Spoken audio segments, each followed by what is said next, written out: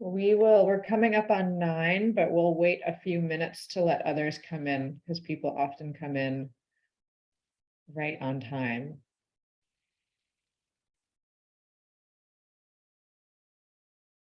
And in the meantime, if you want to you guys have your names very easy on your photos, but if you want to type in your name and where you're coming from into the chat box, that would be great. Hi, Annette. Hello. Hello. Family Harvest Foundation. Hello. Hello. Good morning. Though here it is afternoon. Where are you? I'm in Uganda. I see. Welcome. Yes. Sophie is also in Uganda. We were just saying, if you want to put in your name and where you're calling from into the chat box, that's always great.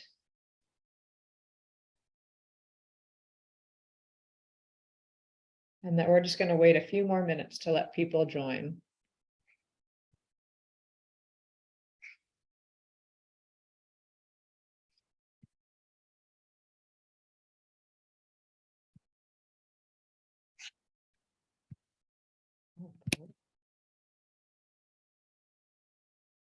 So, John, is Wordly now actively translating or not yet?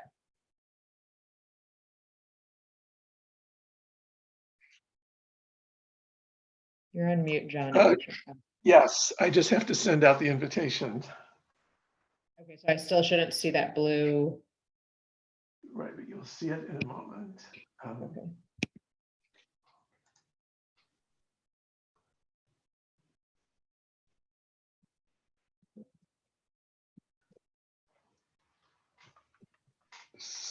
No, it's not.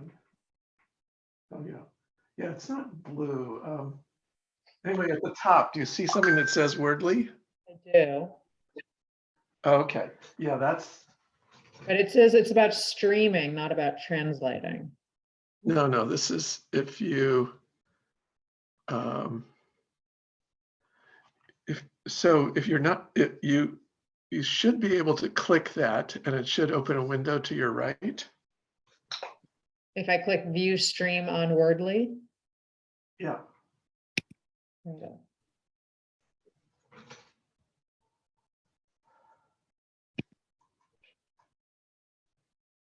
I got it working. Cool. Thanks for that. Okay.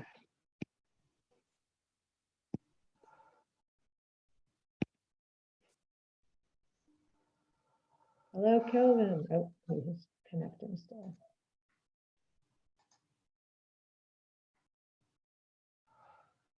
Hi, Isabel.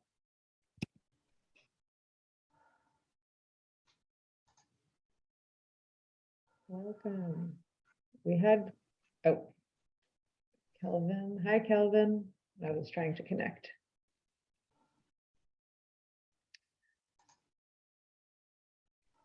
We're just going to wait about maybe 1 or 2 more minutes. There were some 30 people registered, so we want to give them time to join, but then we'll get started and they can come in as we go.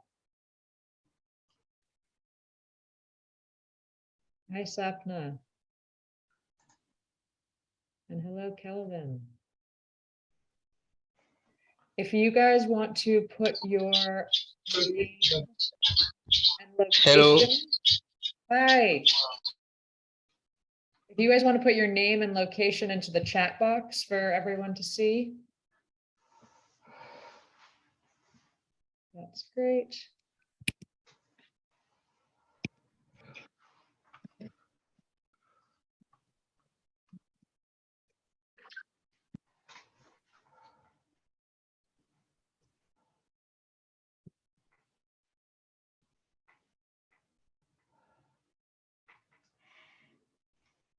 Okay. What do you guys think? Should we get started? We have a full agenda, but we don't have everybody.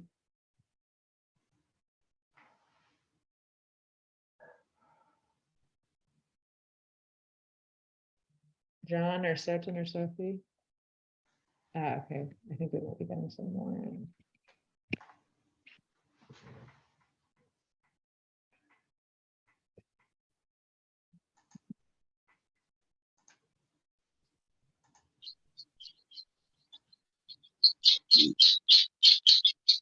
Yes. Right, My name is Kelvin Tani Momo. I'm from Benin, a president of Lumière d'Amour. welcome Kelvin. It's great to see Benin so well represented. I think we should go ahead and get started. And people can join in as we go along. Just a couple of things. I'm Nellie Mecklenburg. I, along with Gunjan Veda, who couldn't be here today, are helping to organize logistics around this, but then each session is planned and organized by different people, but we'll come back to that. First thing is for French translation, we're using Wordly. So you can, at the top of the screen, click the Wordly link and it'll take you to where you have to go. But Sarah, if you want to say that in French. Yeah, nous utiliserons une application appelée Wordly pour aider à la traduction. Vous devrez voir un bouton bleu sur lequel vous pouvez cliquer pour ouvrir Wordly et nous mettrons aussi un lien pour cette application dans le chat. Except it's not blue, as it turns out. Oh, okay. Maybe let people Le know bouton that. n'est pas bleu. What color is it? Just at the top of the screen, there's a little drop down Oh, the menu. It four says dots? Wordly. Ok. Le bouton n'est pas bleu, en fait. Okay, for anyone who's joined, we're asking people to put in their name and location into the chat box. You'll see we're recording this so that we can give access to folks who can't join today. So just want to make sure everybody's okay with that. And regular, ground rules, if you're not speaking, to keep on mute. We want to keep this a really participatory space, which means also giving space for everyone to talk. So, being aware of yourself. And otherwise being present and active in the conversation and the breakout rooms if we have them. Then I also just wanted to give Sotin and Sophie, who are the main organizers of this call, a chance to quickly introduce themselves, to just say hello. You guys want to unmute and say hi? Hello, everyone. My name is Sotin Ziwa. I'm from Malawi. I'm the founder for Pokira. So I'm excited to see you all here. I'm really also keen to learn from you about strategic planning in a different organization. I believe that we all have a lot more to different ways we think about it. So I'm excited to be here. Thank you. Hello, everyone. My name is Sophie Kage. I work with the NIVAS, the executive director, but also the vice chairperson of the Movement for Community-Led Development in Uganda. I'm equally excited to have you all on board and looking forward to the learning that comes with the diverse experiences that we have in strategic planning. Thank you, Sophie. Many of you are probably also, you're going to hear a lot more from Sotin and Sophie over the course, but hopefully we'll hear the most from all of you on this call. Many of you are already part of the MCLD community, so you're familiar with it, but in case there's anybody who's a little bit newer to it, Sarah's going to just give you a 2-minute intro. Yes, I'll keep it brief. And for any of you who don't know me, I'm Sarah Bulbul. I'm one of the many people who are very dedicated to this movement. Just to give you a little background, remind you, we were launched on the same day that the Sustainable Development Goals were adopted by the UN General Assembly. A group of organizations got together and said, well, this is great, but if we're really serious about attaining the SDGs, we need to change the way that we think about development. What started out then as a small group is today a consortium of over 1,500 local civil society organizations and 70 international NGOs from around the world. And many of us here see each other on calls regularly to discuss, share, co-create, and collaborate. The Hunger Project is the global secretariat for the movement, and the real heart and soul of the movement are our national chapters. These are really organic groups of local organizations and even the country offices of NGOs that come together towards this common goal of putting communities front and center in development.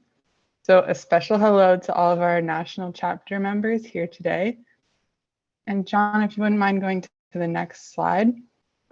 Our national chapters have two kinds of partnerships within countries. They have advocacy partnerships where they really try to mobilize public policy and policymakers around the need to devolve funding and decision-making to the local levels.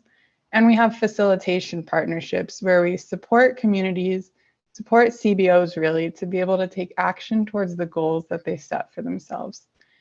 And we believe that when these two things happen together, we'll be able to achieve the SDGs. I'm back over to you, Nelly. Thanks, Sarah.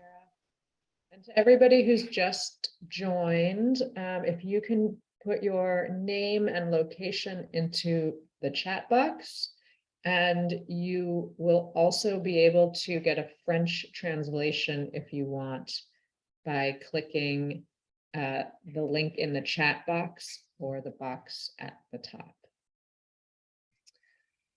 With that, I wanted to just give a really quick introduction to this series. And thank you, Sarah, for the background on the movement. This is a new series that we're all collectively trying to build and test out that we're calling the Unlearning Labs. And as part of that, this is hopefully the longest you will hear me speak across the whole series. There's been a lot of people working to co-create the idea for this series, including many of the folks on this call, including again, Gunjan Veda, who can't be here today. And the idea for this call came from the national chapters that Sarah was just talking about, from their umbrella strategy, which called for more mutual capacity strengthening. And it's founded on the idea or the knowledge really that, you know, for all of the areas that we want to strengthen our capacity in, the expertise and the experience on those topics, it already lies within the movement. We just need to harness it. And so with that foundation, there's another goal to this series. We're all hoping to upend the traditional model for trainings. We want to challenge the idea that there's a trainer and the learners and all the power dynamics that go with that. So instead of, you know, one person, one trainer presenting and the rest of us sitting and listening, we want to create a space that acknowledges that we're all trainers and we're all learners. In fact, you know, many of the things that we want to build our capacity in are things that we're already doing in our own practices and organizations, even if we don't always recognize that. And so we want to draw on that knowledge that is already there within all of us. And this is one way that we think we can practically shift the power and be more inclusive and equal and participatory and uphold and live the values that are at the core of MCLD and the work for many of us. So this is a space for co-creation and brainstorming and experimentation. And that's, you know, including just with the design of this series. We want to unlearn in order to learn in a new way. And we're figuring that out as we go along. It might be a little bit messy at times. We aren't expecting things to run perfectly smoothly all the time. But we hope at the end of the series, and there will be multiple different topics that we go through, that we'll have started to figure out a process for how to strengthen our capacity and how to hold a space like this that better reflects our values. So we're starting the series with this topic on strategic planning, but this group, everybody who is part of the movement and even beyond, identified a number of different topics that we want to focus on. One is strategic planning. There's also gender responsive budgeting, action research and facilitation. But also the next one that we'll be starting in the new year in January 2023 is on community-led monitoring and evaluation, COMEL. So everybody keep a lookout on that. And if you want to participate in organizing either that one or any of the other themes, you can always reach out to Gunjan or I, and I'll put our emails into the chat box. But to start our introduction on strategic planning, I will hand it over to Sophie, who will help us to all think through that a little bit more. So Sophie, over to you.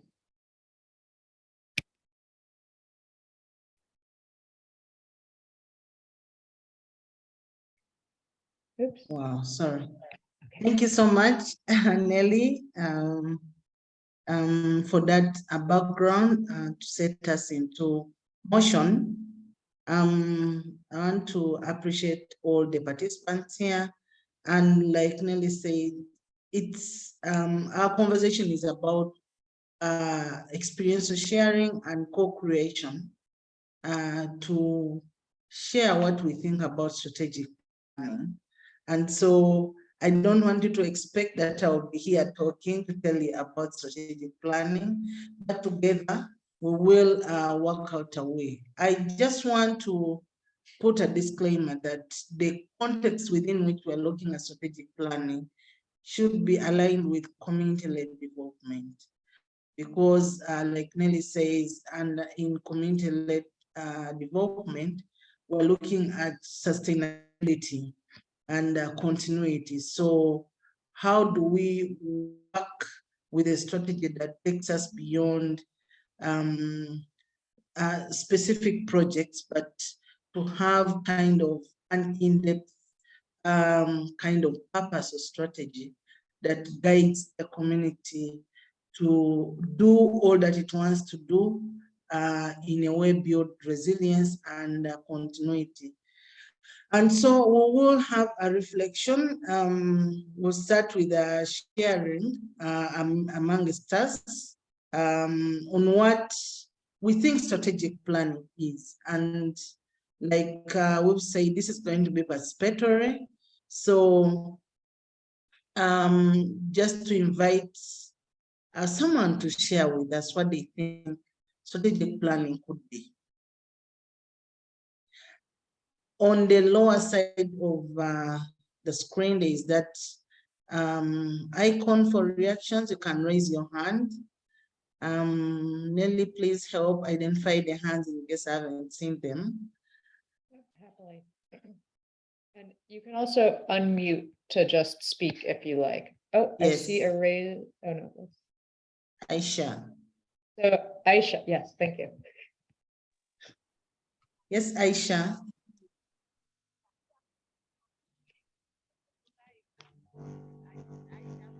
Aisha, please go ahead and speak.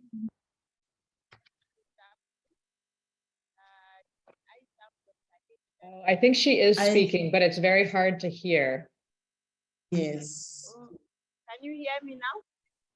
That's better. Hello? Can you hear me Hello, now? please go ahead and speak. Yes, we can hear you.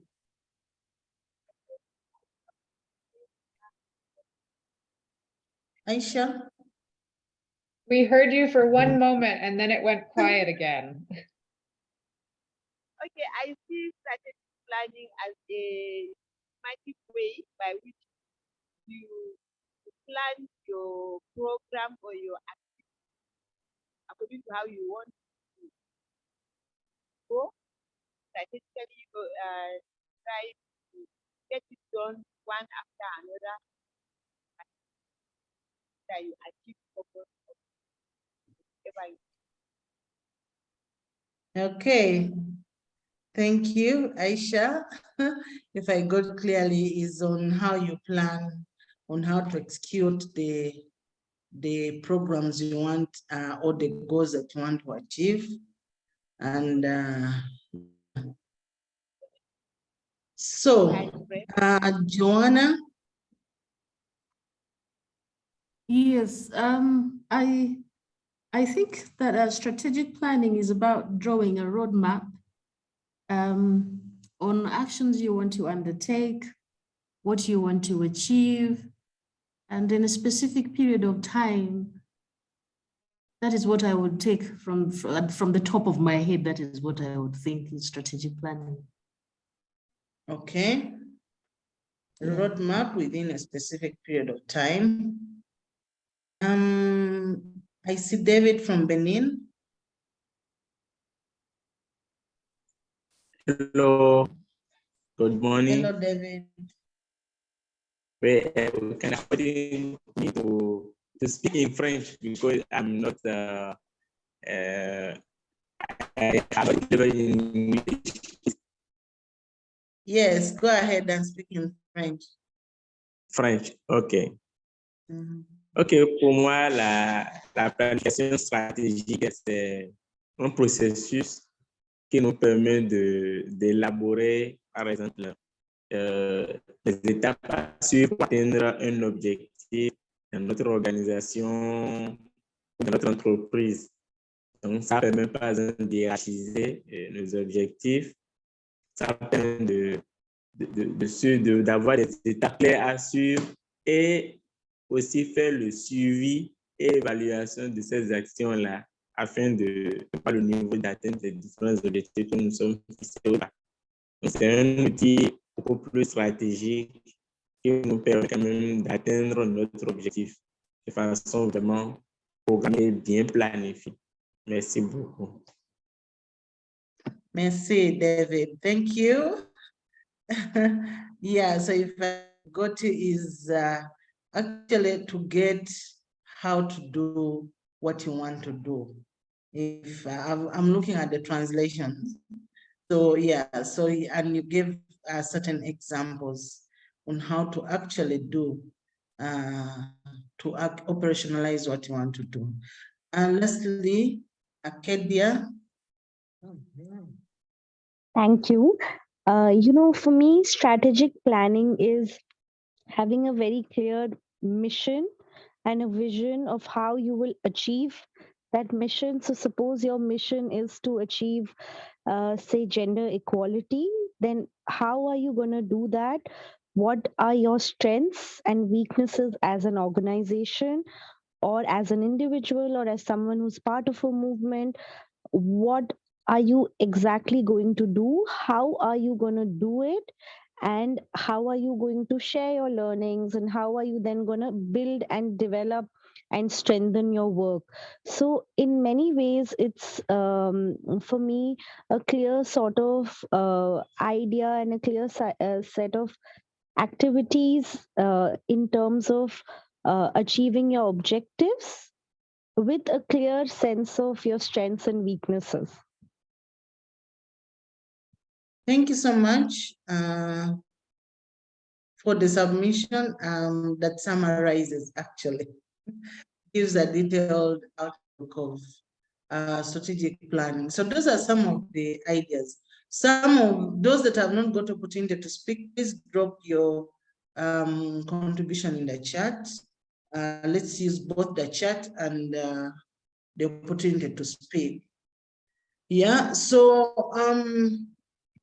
well, in brief, strategic planning about a systematic process where people make decisions about their intended outcomes, the change they want to see, what they want to see happen.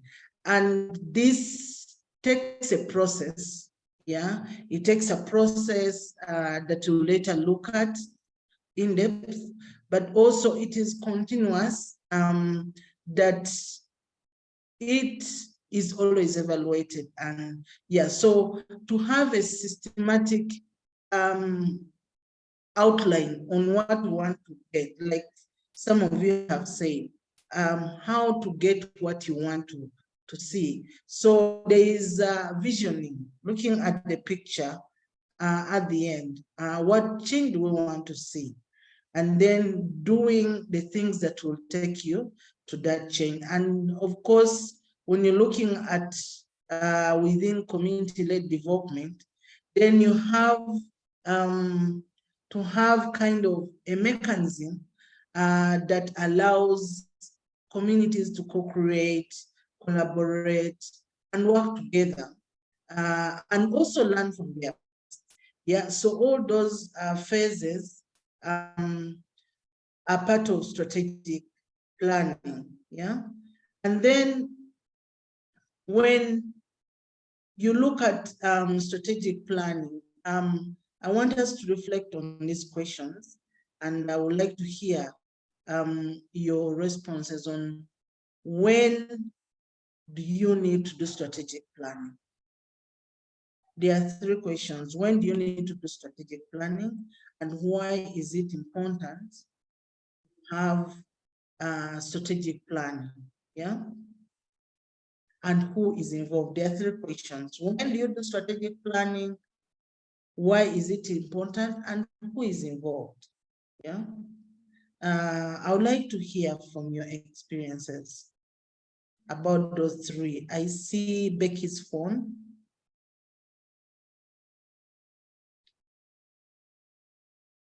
Becky?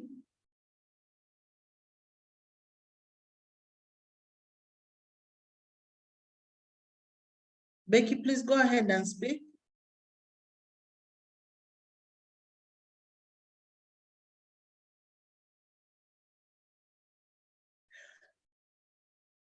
Okay, Becky is just getting on board again. Anyone who wants to share at what point do you do strategic planning? We've got to see that it's about framing what you want to see. Yes. May I? Yes, Family Harvest.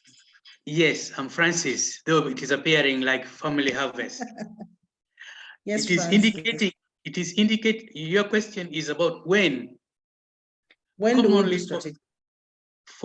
Commonly for organizations, it is in the middle where you could have seen difficulties in operations.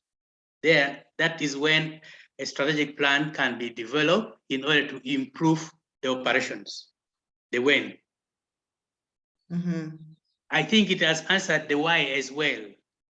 To operationalize to put into action your operations, right? Basically to improve the organizational performance. Improve organizational performance. Yes. Good. Who are the people involved? All the stakeholders of an organization. Francis, what do you mean by stakeholders of an organization? Let me consider if it is an organization like Daniva or Family Harvest that owns a vocational school. Then if I give an example of Family Harvest, we will involve the parents, we will involve the students, we will involve the district education office as a stakeholder in the educational system of Uganda. And the board of governors, the PTAs, all will be involved, all will be considered as stakeholders to make a strategic plan for a school, whichever kind of school. Thank you. Thank you, Francis. I see Joseph. Welcome.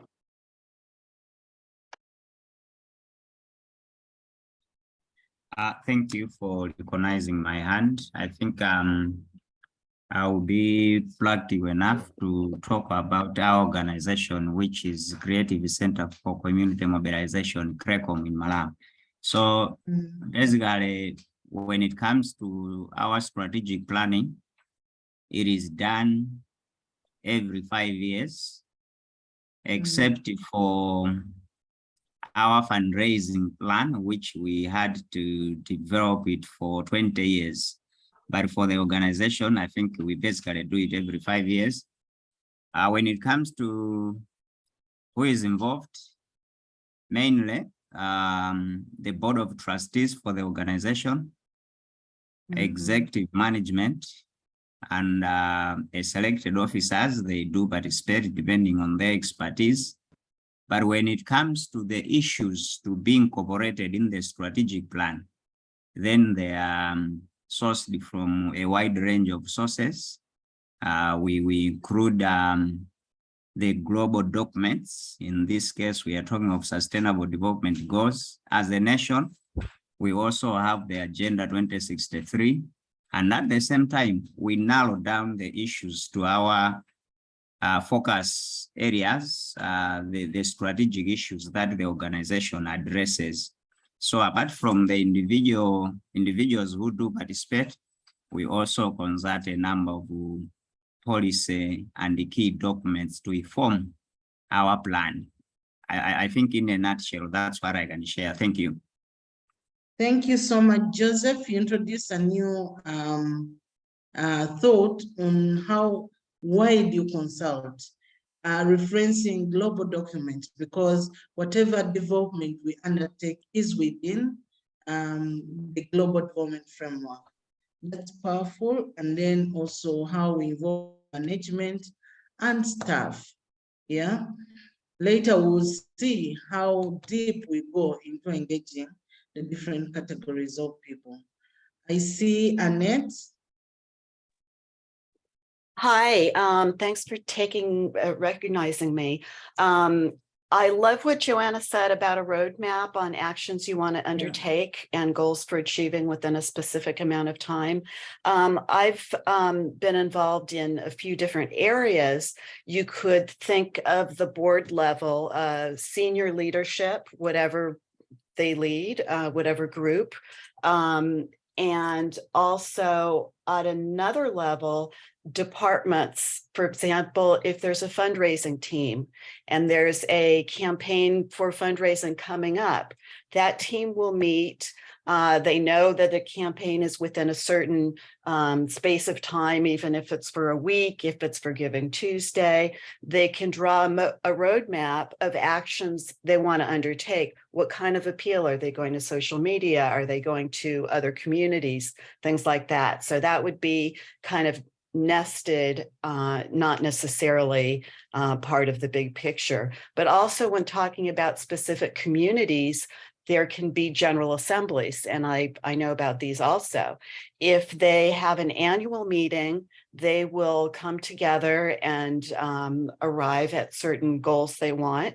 And then maybe they have quarterly meetings. Maybe they just have annual meetings. But I think, as you said at the beginning, a group that reassesses, reevaluates as you go along is going to be, I think, key and to keep it alive. Thank you. Thank you so much, Annette. I love the way you end a group that reassesses and reevaluates. So there's an aspect of learning in strategic planning, yeah, and this you can do with the wider stakeholders that are involved in your organization. But I want us to keep in mind the community, how we engage the community in this whole process. So can we have Becky and then Tony? Becky, please, you're muted. If you can unmute.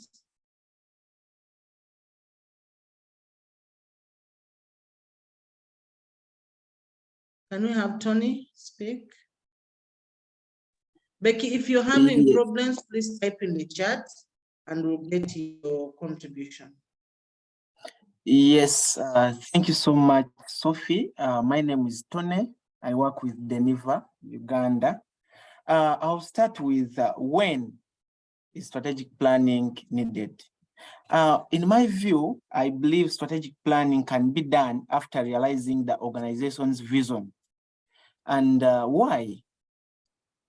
The strategic plan can steer up that vision. Who are those people involved? It is the Secretariat, Board of Trustees, and members, like for instance, for us, Deniva, we are a membership organization. We work with our members. So there is a need of consultations from members. Thank you so much, Sophie. Thank you so much, Tony. Thank you so much for all the contributions. Yeah, we see there is diverse kind of knowledge on what we need to take. But just to wrap up is that there is a time frame to this.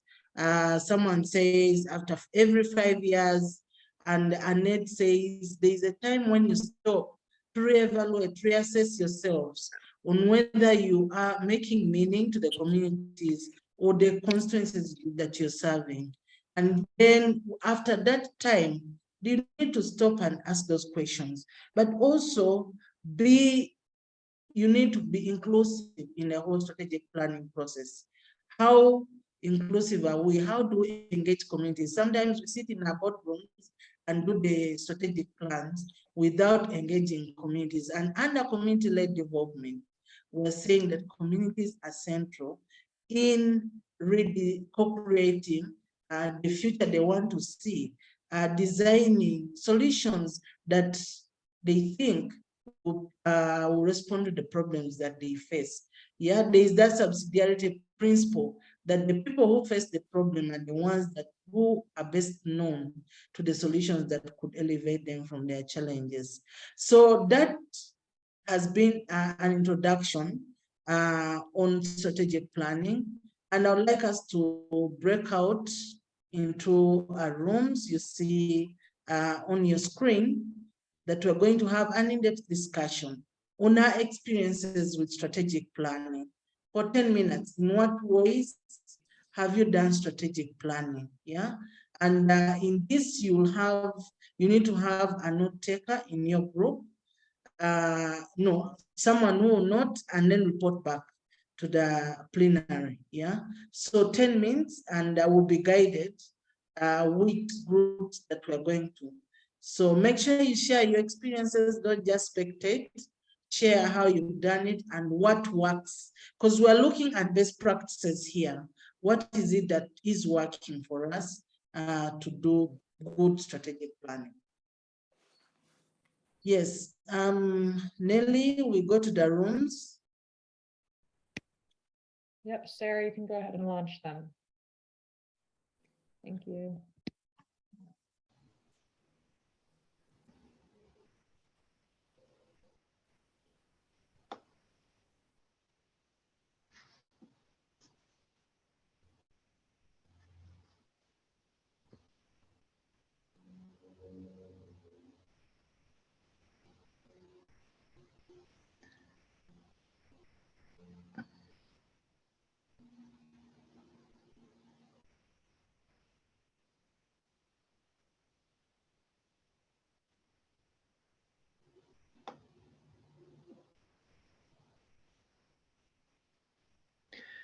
Did everyone see the message for the breakout room, or should I resend it for you?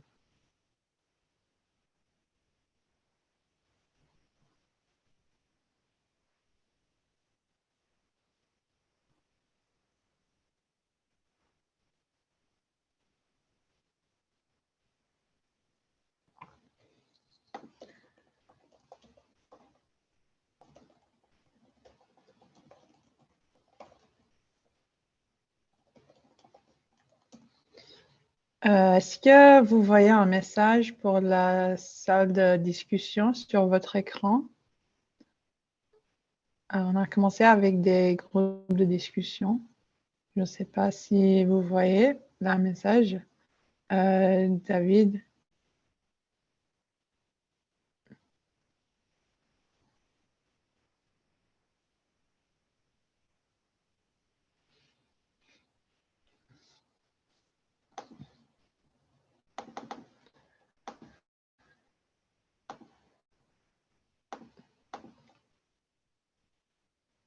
David, est-ce que vous voyez l'invitation pour le groupe de discussion? Oui, oui, allô? Oui. Je vois l'invitation. Je ne sais pas si elle se trouve dans le grand groupe. On voulait faire un petit groupe en français et il y a 3 personnes. Est-ce que vous pouvez cliquer sur l'invitation? Le groupe est où? Je n'ai pas eu le lien. Ah, ok, je vais envoyer encore une fois.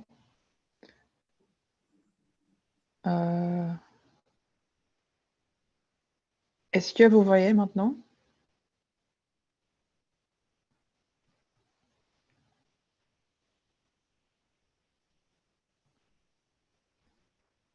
Ça doit être en invitation pour joindre Room 1, je pense. Est-ce que ça marche?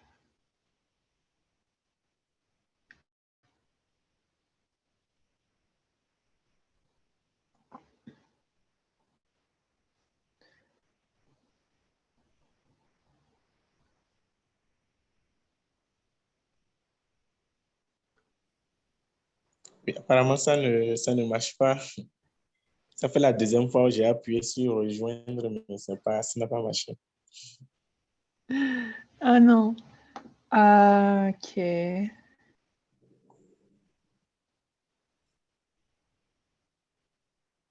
Je vais voir si je peux faire comme mettre tout le monde dans le groupe français dans le second main room. Comme ça, on peut parler avec eux.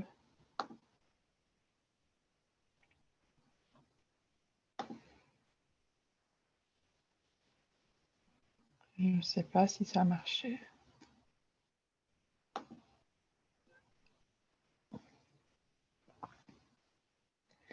Béranger?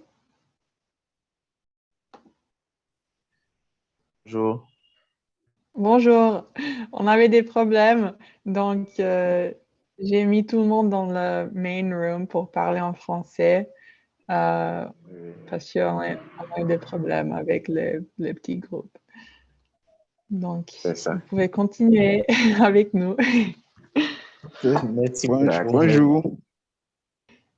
Bonjour. Bonjour à tous. Oui, bonjour, madame. Ok, donc bonjour Monsieur Achaou, PBSA, bonjour. Bonjour. Oui, bonjour, monsieur. Donc, concernant les plans stratégiques, qu'est-ce que nous pouvons partager avec tout le monde ou bien quelle est l'innovation qu'on peut apporter en ce qui concerne les plans stratégiques? Je crois. Madame Serra? Oui. Alors, madame, vous pouvez nous aider à faire le rapport après, hein, en anglais.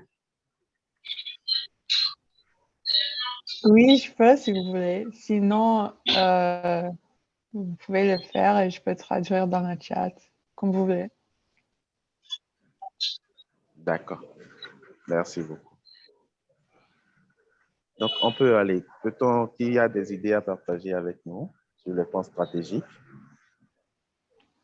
Qu'est-ce que nous, au Bénin, on fait? Ou bien qu'est-ce que nous, en tant qu'organisation, on fait? On peut partager avec les autres? Ou quelle est l'innovation qu'on peut adopter selon ce qu'on a l'habitude de faire? Quel est le changement qu'on veut apporter dans le plan stratégique?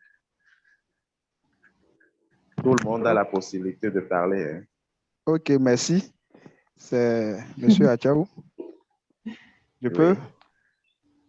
Oui, allez-y, Ok. monsieur Achaou. Oui, ok, parlant de plan stratégique. Et ce que moi je sais, ou du moins ce que j'ai lu jusque-là par rapport au document de plan stratégique, c'est un document qui est à long terme, quoi. Sur une longue durée, 3 ans, oui, sur 5 une longue ans. durée. C'est bon, disons à partir de 5 ans, hein, pour un plan stratégique, c'est à partir de 5 ans, voire 10 ou 20 ans. Et ce plan stratégique est considéré en plusieurs étapes. Il y a d'abord la vision de l'organisation ou du pays, quand il s'agit d'un pays. Mais pour notre cas spécifique, c'est des organisations. Je dirais qu'il y a l'organisation et la vision de l'organisation. Il y a les axes stratégiques sur lesquels le plan stratégique va porter. Et ces axes stratégiques-là, ce sont tels qui seront déclinés par la suite en des objectifs stratégiques et en des projets qui seront déclinés en activités. Voilà un peu de ma petite expérience ce que je peux dire par rapport au plan stratégique. Merci. OK. Quand vous donnez une durée de 5 ans pour le plan stratégique, parfois, ça m'inquiète un peu, 5 ans, 10 ans. Est-ce que, par exemple, prenons le cas de COVID, il y a des événements auxquels on s'entend le moins ou on ne s'entendait pas. Comment est-ce qu'on peut s'adapter rapidement? Je sais que pour COVID, beaucoup d'organisations ont dû changer ou arrêter leur plan stratégique pour s'adapter à la situation de COVID. Quel est l'impact que ça peut amener?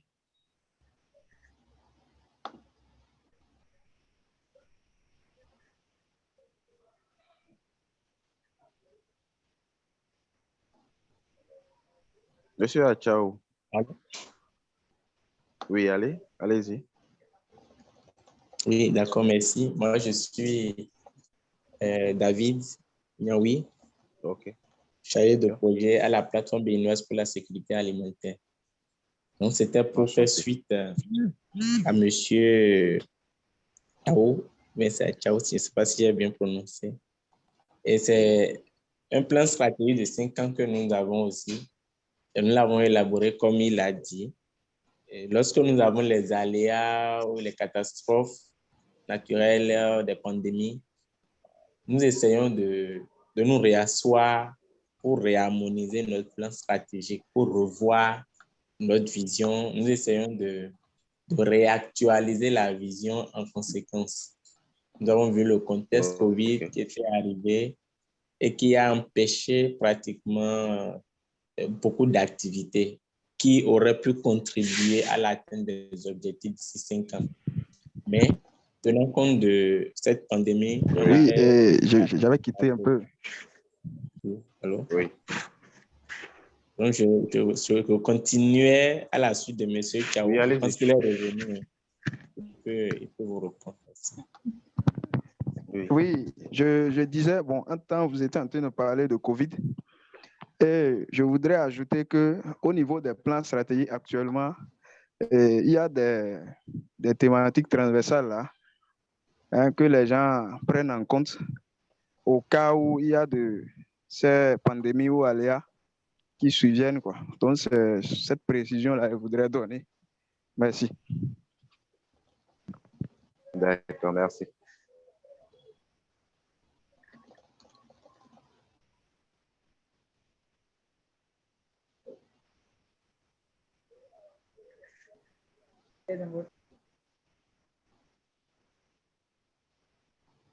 Okay.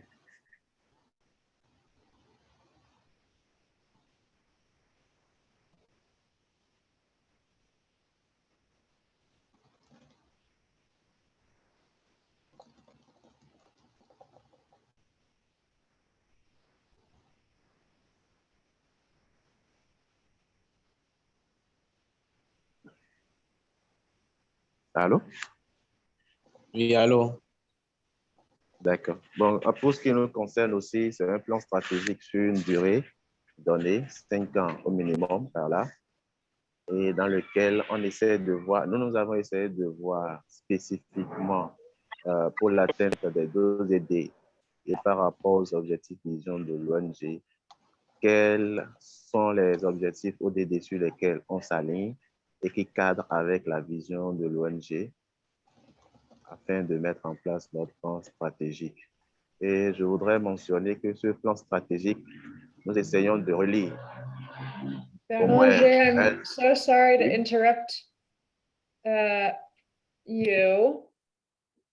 I think we're all back in the main room. So I just wanted to give just 30 seconds, 1 point if possible for each team, each group to report back. We are, of course, everybody's had so many good things to say, so we are late on time. So if you can just be very short. My group can start. Joanna, if you want to go ahead. Sure, thank you, Nelly. From my group, it was Isabella, Becky, and myself, and we started off with challenges that people have experienced, and one of our colleagues shared that they have not had the opportunity to involve communities, and also the fact that they feel that communities cannot be able to participate, especially financially, because they're really, really lacking in terms of financials. And they thought that it would be good to see NGOs being empowered to ensure a continuity is there for the existing initiatives. And also, I still have my minute here. Somebody shared that they are experiencing challenges to match up with the donor requirements, actually, because usually they want to see strategic plans and everything in there. And sometimes these documents are not existing. And since the donor funding is diminishing, it is important to have this in place so that we can really match up to what we are expected to provide. Yeah. Thank you, Joanna. I think my time is up. Yes. Thank you very much, though. That was a great summary. Yeah. Anyone else reporting from their groups?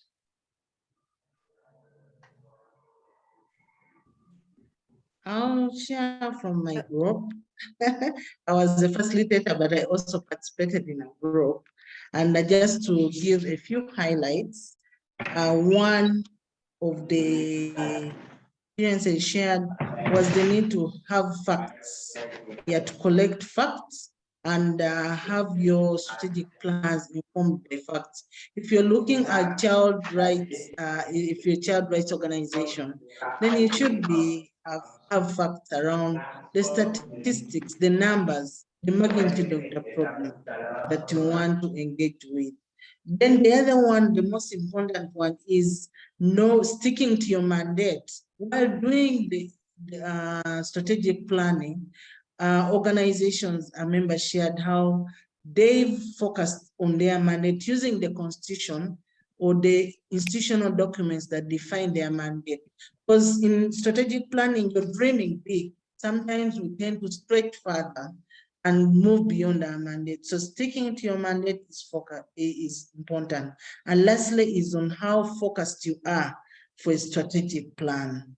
It is important to have like 2-3 goals that keep you focused on things that an organization will be able to achieve in a given time frame. Thank you. I can go next. One of our, we had a great discussion. Tony in Uganda had described how strategic planning works in his organization. They begin with the secretariat who initiates. The second party is the board, and they work on policy making and strategic direction. And then the third is the members, in which they dig deep in communities. And I think part of the process is called Dig Deep, deeply root objectives for feedback from the board to the board and from all the member networks. So that would be, I say, one of the takeaways from our group. Thanks very much, Annette. That was great. And the French group, if they want to just share one quick point. Yeah, I've been nominated to speak for the French group. We had a really interesting discussion about how to adapt your strategic plan when things happen. So we kind of classified a strategic plan as a long-term 5, 10, 20-year plan with multiple steps, but then talked about COVID as an example of when plans need to adapt and how when you're coming up with your strategic plan, you intentionally build in kind of considerations for things that might come up during that duration that you're planning for. Thanks, all. There was a lot of rich discussion. I'm sure we could have kept going, but We'll have more time to talk soon. So Sotin, over to you. Thank you so much, everyone, for such rich conversations in the groups. I think you have really set a direction on this conversation. While we're waiting for the screen to pop up, I would just like to draw you back to two different things that have been said. There are two sets of things that have been said. Some things are pointing to elements in a strategic plan, which are the common things we know of, such as the mission statements, the core values, the actions, the objectives, long-term goals, based on the times people are saying, the vision, and many other elements. And on the other side, there is a process flow in which the steps people are taking to do a strategic plan. So I just want to draw you back to this conversation to refocus, to say we are going to, on this call, we are going to have two sorts of outputs. The first output would be, what is the process you go through for you to get out with a particular document with certain elements that are rich. So we would draw on those discussions. So I want to draw you to this link on your chart. You will see a link that is also sharing on the screen. This link is showing, we want you to share now in summary, the steps that will make you reach a certain level of output, the steps or the phases of a strategic planning that you know of or that we have done before. So I want to hear from you. Just go on the link. Once you go on the link, you'll be asked to type in your name, and simply we'll find this question and then type in your responses. Type in as many words as you can so that you can share in English or in French, and then we'll see the pop-up. The question is, what are the steps or phases that you would take for strategic planning? So I'll be on the lookout on what's coming.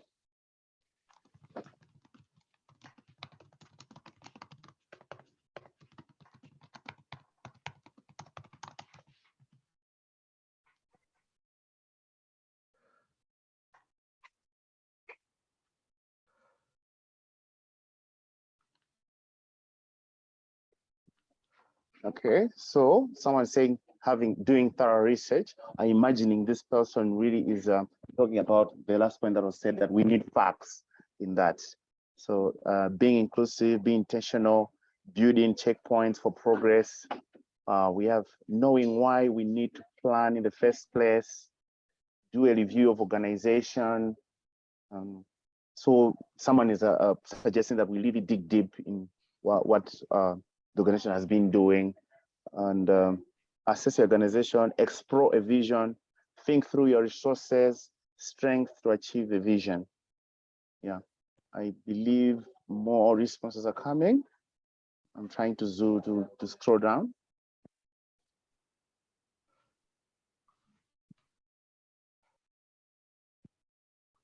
There's more response. There's one response in French. Maybe Sarah, can you read it? May you read it?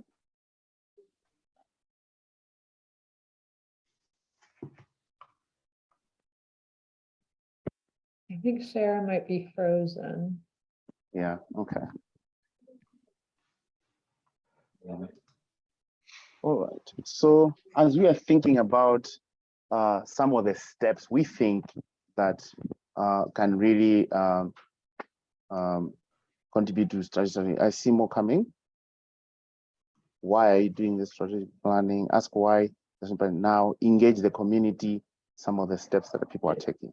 So as you're thinking about the steps, I need you to look closely in those questions that are coming. I'm going to pull out 3 things of them: the hows, what, and whens of the process of really reaching a strategic plan. Someone is saying context analysis, SWOT analysis, and stakeholder analysis, consultation, analysis of stakeholder feedback. The responses are still coming in.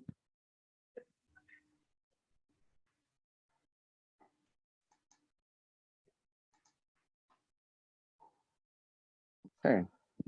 I think we have a good picture on some of the steps people are thinking when it comes to strategic planning. So moving on to the next slide, I will try as much to draw you to a conversation that will just shed more light on some of the things that can make a strategic planning successful. In my thought process, I've worked with a lot of organizations in the past year. So as lightly put by one of the participants in this call, they say donor organizations require you to have a strategic plan. Sometimes for you to access, just like in business, you want to get a loan, they require you to have a strategic plan or some sort of business plan. Now, I've put together some things that I'm going to read out, some of the things, how people do strategic plan and the steps they take. And I know a lot of you have said them already. So they said, we must get a beautiful document from a consultant that we just ask someone to pay to do a strategic plan, and then they give it to us. And then we tweak it a little, and then we have a strategic plan. Some say we Google a template, and then we fill it in with our own information based on the guide, and tala, we have a strategic plan. The other way is we find it already made in an organization years back, and this document, you dig it in the archives file, it's there. So those are some of the ways and the processes people go through to just get a quick strategic plan to fulfill different purposes. In the spirit of community-led development, when we look at our mandate and our goals, when we talk about strategic planning, we are aligning closely to making organizations reach a voice of urgency for the vulnerable communities. We are looking at adequate community financing, good local governance, quality public services. So when we think about strategic planning, we need to actually really use some of the information that you have listed in this score chart. I believe that is still coming in, but Neri may go to the next slide. We'll tap into this one as we go along. So in my conversation, I was really pointing out that as community-led development driven organizations, we need to think beyond just fulfilling the mandate of having a piece of paper, going towards really having a systematic process to generate information that goes into a strategic plan. So the things we have listed in the chart are giving out stages and phases of strategic planning. We have tried to just sort them in a particular order, and then we'll use this approach. How we'll do it, sorry, there's background noise. How we'll do it is I'll be able to give out define some of the phases, and then I'll reach back to you to suggest some of the activities that can be done for us to really come out with a document or a live document that can be used as a strategic plan. So in the first phase, we're calling it the discovery and the design phase. In this phase, we come back to asking the question, how, what, and when. I usually borrow from one writer who wrote who drew the golden circle. So we are looking at why organizations exist and what they do, what the steps they are going to do. We are asking questions on how the organization knows how they're doing and when it's working. We are also focusing on why. The very few organizations know why they're doing it. So a strategic planning session is an opportunity for you to ask those questions. So when you look at why you're doing this strategic planning, some participants on this call pointed out they do it because the time period previously has elapsed, while others pointed out different global changes such as the COVID-19. And when we look at what is our current theory of change, is the how we do things. We ask the question, is the way we are doing things still necessary or varied in these times, or aligning with the changes that are happening in the society? And then after we look at that, for example, using the theory of change, where we're looking at outcomes, input, and different activities that will make you succeed, we come closer to defining our objective of the strategic plan? What do you want to achieve in this strategic plan? Do we want to increase our outputs, or we just want to align more with a new policy? Do we want to refresh or evaluate if our policy can really function in the longest of period of time? And on those questions here, where I'm highlighting, I don't know if I'm highlighting, what will be the process like? So in this defining stage, I just want to give it back to you to suggest some of the activities that we can do that would help us really know the why, what, and how we're going to go through the strategic planning. So I'll welcome hands, I'll welcome typing in the chat, just to look at some of those findings.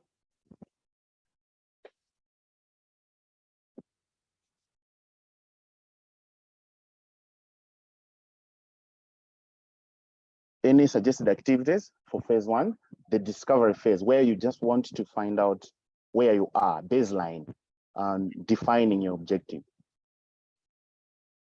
Joanna has a raised hand.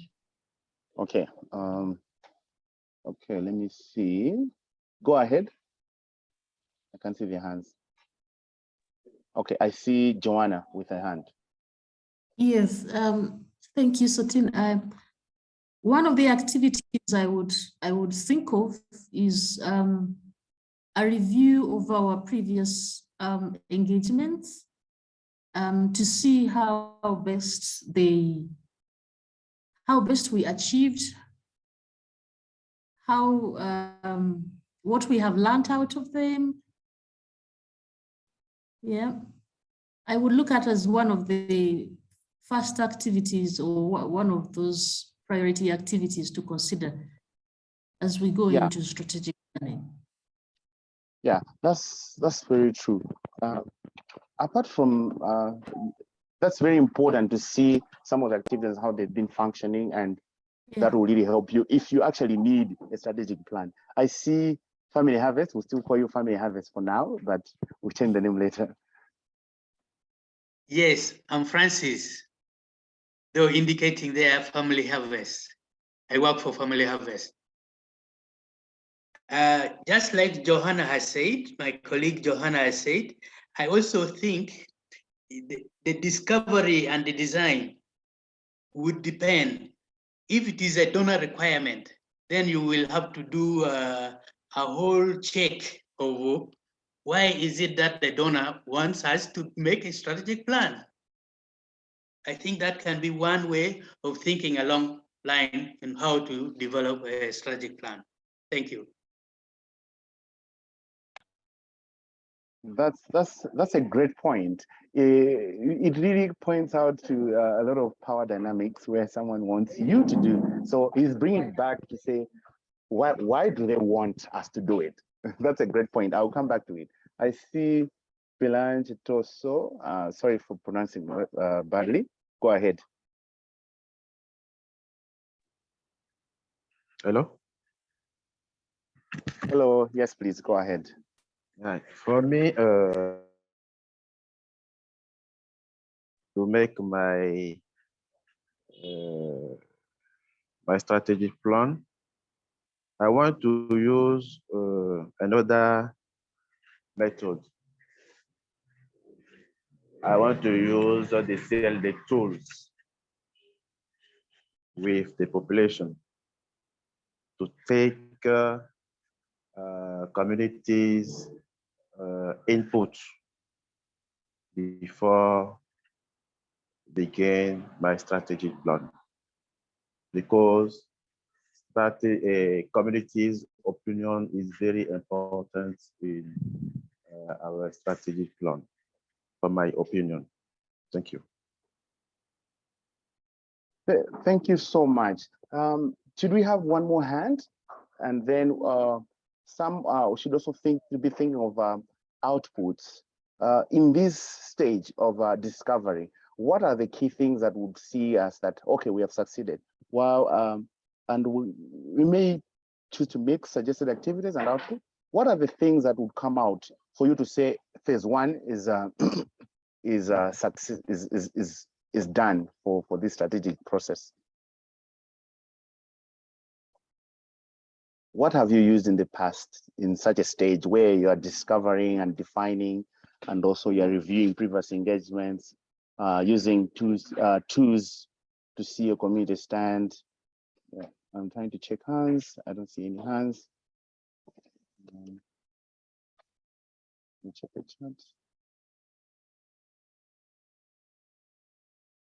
Okay, so some of the key outputs I'll just, I don't see any hands. Is there any hands that I'm missing?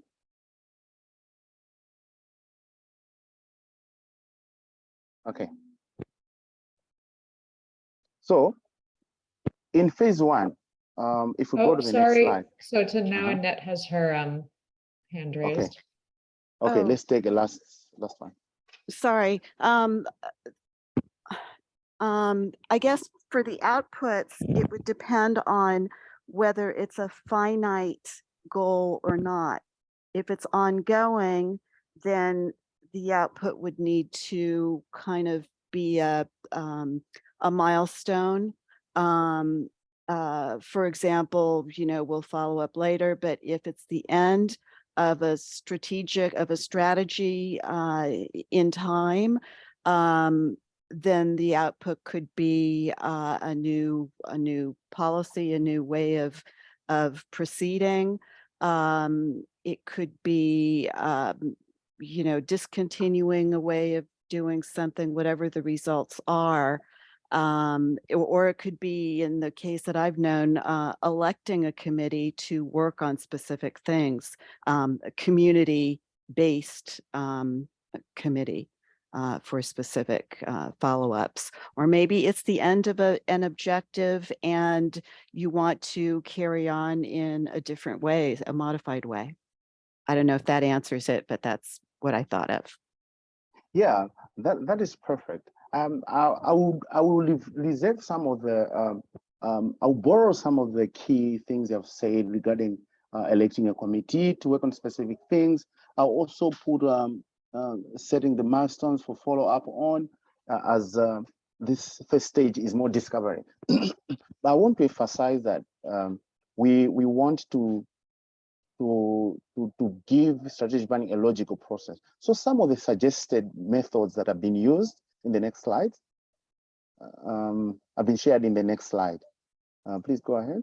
So in discovery phase or design phase for strategic planning, where we just want to establish if we want what we want, do we need to do a strategic plan? I've been in a situation where we do a discovery phase and find out that everything is okay. So we need to start looking at this as a baseline. What do we need? What collaborative needs assessment would look like? For example, each member coming together in that organization to give their views, to say this is not working. And then the review or the field of change. The field of change describes how you do things in the organization and how you can do them differently. Now, once you review that, you are trying to really fish out to say what changes do we need, maybe because of a change, maybe because of an emergency. So we are putting out those together and making key objectives to say we need to change here, there, and there. And then you are collecting that relevant information beyond evaluating how impact looks like, beyond evaluating how outcomes look like, or even how approaches you use. For example, you may claim that you use community-led development, like one colleague pointed out about, but you will find in that initial meeting to say, oh, we need to change our approach to a more modern or more comprehensive approach. So some of the key outputs that, in addition to what has been said, at this defining stage, you need to come out with an inception document or a guiding document that will clearly state why we're doing this activity. For example, if this is similar to a proposal, it outlines the priorities, overall guidance on why we're going to do the strategic planning. And then you do a roadmap for the strategic planning to say, we're going to start with this, that, and that. And then you clearly also suggest the people who are going to be involved in that session. And then I'll just go ahead to say, we'll also look at what resources you need to go through the whole process of strategic planning. This stage is coming before various main stages that we'll also see in the next stage. Maybe I should give over to phase 2, Sophie, who can run from where I've stopped. Thank you so much, Sotin, for introducing us to phase 1. Phase 2, while we've looked at the why, when, and how, phase 2 looks at the internal dynamics, the internal who we are, and then who we engage. Yeah. So, like you see, in phase 2, we take time to analyze who we are, what are our strengths, what are our capacities, what are our talents that will fit the ambition that we want to achieve. And then also we take time to reflect on the past strategic plan. Yeah, what happened? What have we been able to achieve in the past strategic plan? And by this, we're looking at what we've done well, what we didn't do well, and possibly what we need to do better in the next phase of the strategic plan. And also at this time, like we discussed earlier, introducing strategic planning, we're looking at the context. What is the context? Someone in my group said, look at the trends. What is emerging? So today, all organizations are cognizant of COVID-19. The context within which we work is COVID-19. So for any strategic planning meeting, strategic planning engagement, you have to be relevant within the COVID-19 times. But there are tools that we also use to look at the context, yeah? The political, economic, social, technological. So generally to understand how you locate yourself in that context. The most important thing is, who are our stakeholders? Who are we going to engage with? And in our discussion, we acknowledge that many organizations, one of the colleagues shared that in their strategic planning process, they missed out many people that were relevant to their strategic planning process. It was a learning for that organization. So it is important that at this stage, phase 2, you're asking who else is relevant to us? Who else is relevant to inform our new strategic plan? I've seen many organizations involving private sector, because many times we speak to ourselves. You bring your stakeholders in the civil society sector, and we're speaking the same language. But to change that, we see now a trend evolving private sector. How do we work with private sector? We have government agencies. How do we align our programs with government agencies? Yeah, so those are the key areas that you look at internally. And then also while reflecting internally around the previous strategic plan, you also assess in assessing the strengths, what capacities do we have internally that will help us achieve what we want to achieve. Now, I want to bring this back to you on the suggested activities. What activities do you think would be relevant at this stage? I want to start with Becky. Becky, your hand is permanently up and you've not been able to speak to us. I'd like to give you the first opportunity to speak to us.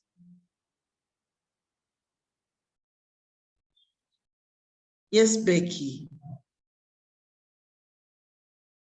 As we wait for Becky to get on board, I would like to see more hands. What activities do you think are relevant at phase 2?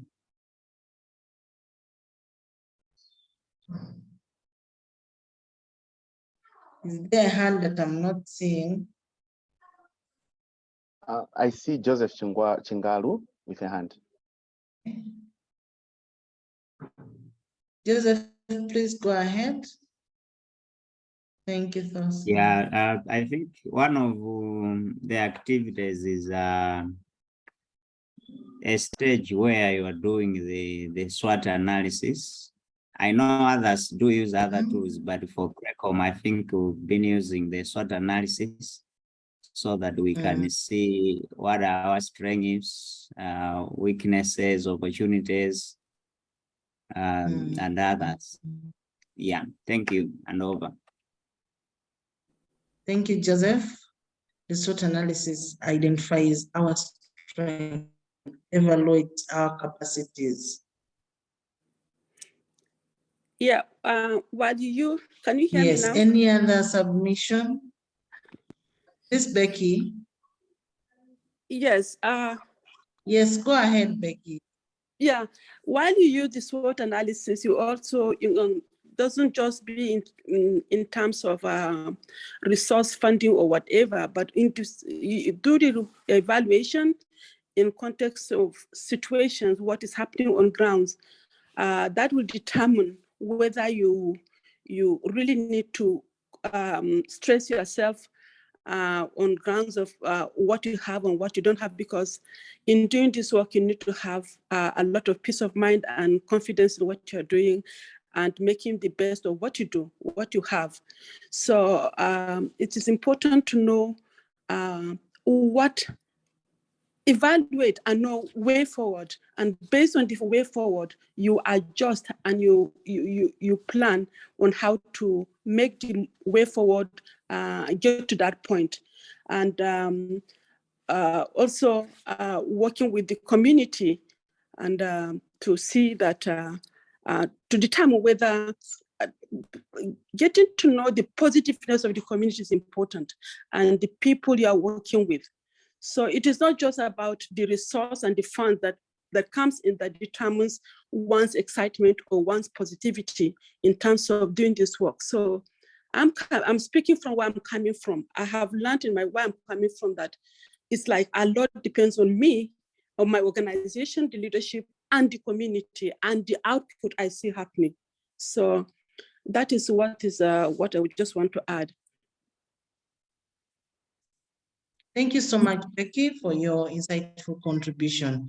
You raise two important areas on evaluating yourself. And here is what we are calling performance assessments or evaluations. We have annual reports that actually tell us what we've been able to achieve in a given period of time that we're evaluating. And then we see ourselves. In some instances, we have what we call impact reports, that demonstrate the impact that we've been able to have on the ground. And we should be able to tell whether it is the impact that we anticipated, or if not, then we ask the question, why didn't we achieve that impact? But the other area that we talk of is the community, How are we engaging the community? And within CLD, we have the CLD assessment tool that actually has the parameters that tell us whether our work is aligned or integrated in the communities, aligned to community needs, And then also we look at the operational assessments that how are we doing our work? How have we been doing our work? So there are tools to this. The other one is also the SWOT analysis that has been talked about. I just want to add another one on doing a policy review, understanding the policy terrain. How are our activities aligned with the policies that affect our work? That is very important. Understanding your policy landscape is important. If it's education, if it's environment, what is the national priority that we align our work to? So those are some of the activities that we could engage with at this level. But while we do all these activities, there are outputs. And I would like us to brainstorm on outputs. while you've done all this at phase 2, what are those key outputs that you'd expect to have?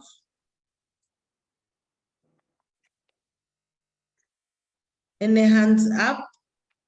Yes, Joanna.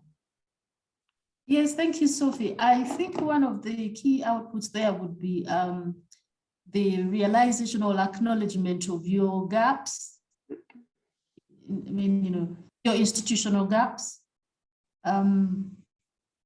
Yeah, yeah, that's what I can now.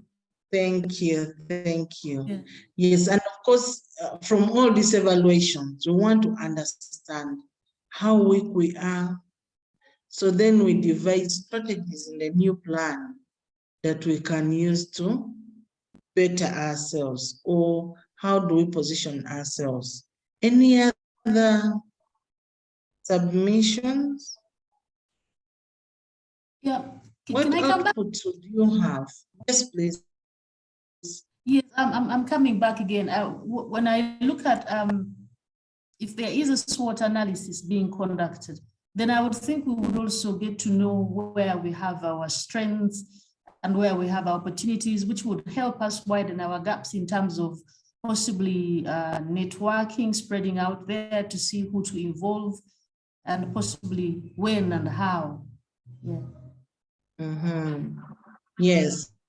So just to wrap up, it's would have what we are calling a capacity assessment matrix. Yeah, something that tells us, like Joanna has said, what are the skill sets that we have? What are the skill gaps that we have? Why did we fail on certain performances? Then we have the performance assessment matrix that tells us of how we performed in the previous strategic plan, that where we did well, where we didn't go well, and then we have the internal CLD assessment tool report that actually tells us on how our implementation systems and processes and all designs are aligned community-led development. And so this helps us situate ourselves, work in context to understand the relevance we are putting in the communities, but also how we are helping communities participate in the work that we do. Yeah. So these are some of the outputs like we've shared, and I'm curious to go to level 3, phase 3, and I'd like to invite my colleagues of them to take us phase 3. Thank you so much, Sophie. I think I really liked how phase 1 and 2 were blending, in a sense that phase 1 is really talking to you setting an agenda and setting an agenda with everyone. And then after setting that agenda, phase 2 is taking to you to the real phase 1, which I'm calling now internal analysis, checking your house. Now, after you check your inside, you are now going to phase 3. When you're defining phase 3, we need to start recognizing that organizations are not operating in isolation. You're operating in where there are competing forces, there are competitors that are doing the same work like as yourselves, that are doing better than you, that are doing, I could say that they are reaching more people than you, or they can actually, other forces that can really affect how you do things. So when we talk about phase 3, it's called a defining stage. You are really defined by other people that are existing with you in the network. In a business, we call it value proposition, where you check how you stand out in the market. But now as an organization, you have also to look at the external market. Now, what are the key things you're looking at when you look at external analysis? In this external analysis, you need to think as an organization to look at how does the community participate in our organization. In the principle of, we saw that in stage 2, we talk about CLOD assessment 2. That is an internal process to see where you are positioned internally, deliberate in position. You can check yourself. Now you go back to the community using such tools as CLOD assessment 2 to hear from the people their experiences on aspects or dimensions of community-led development, such as inclusion. Is your organization inclusive enough? Is your organization really having participated in monitoring and evaluation? Is your organization touching on elements of accountability? Now, the external analysis with the community will give you a perception on where you've been doing good, where you've been doing bad. Remember, the CLOD assessment tool is not a monitoring evaluation tool, but a collaborative tool that is bringing the voices of the people closer to you. And the people are the main stakeholder in such our organizations. Secondly, I'm already looking at defining stage 3 as external analysis as an opportunity for you to get expectations from various stakeholders. These stakeholders may be regulated authorities. Are you really relevant to the policy of that country you are in? Bylaws of the communities? Or are you aligned with government priorities, research priorities that are being pointed out in that communities? So the external analysis gives you the truth. The people will tell you the truth, that we just see you coming around, but we don't really know what you do. Or they will tell you where they perceive you, whether you're missing out on the goals of what you're doing. To add to that, external analysis gives you an opportunity to get the facts right. We can easily look at strategic planning in a room, but we will not get the views of our partners. The about include donors. What is the direction, for example, if you rely on grants, what is the direction of impact funding? So you reach out to those, you reach out to the participants, you reach out to the communities, you reach out to governments, you reach out to check the legal environment using different tools, and you come to solidify your external view of how an organization is performing against others. At the same time, it's relevant for the future. So in this definition of external analysis, or some of the activities of external, which are already being pointed out, I would want to, I would like to welcome other people to just make additions, suggested activities additional activities that can do on external analysis. I don't, maybe we should try different hands this time.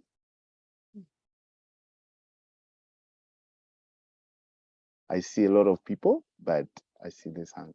Which one? Sam Kudosi. Am I volunteering you, right?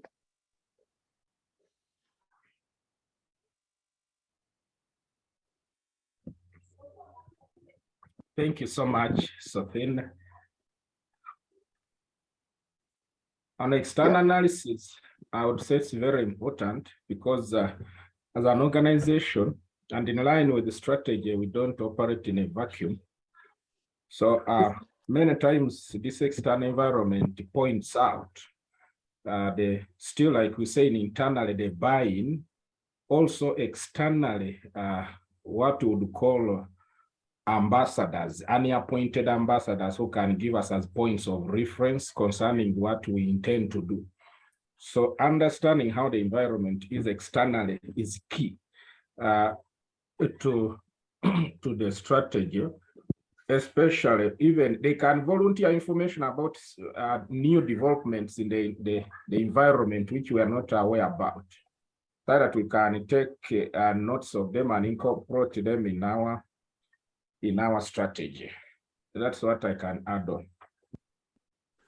Thank you so much for that addition. Is there one more person who can talk on outputs? I see a lot of outputs already coming in. Yes, can I say something? Please go ahead. Yeah, in that particular area too, we need to be mindful on the end result. If we work in a community and keep just doing work without the community seeing what is coming out, the transformation, it doesn't matter what area of social work you're doing. For me, like in the education sector of educating children, I look at the end of it's a particular circle.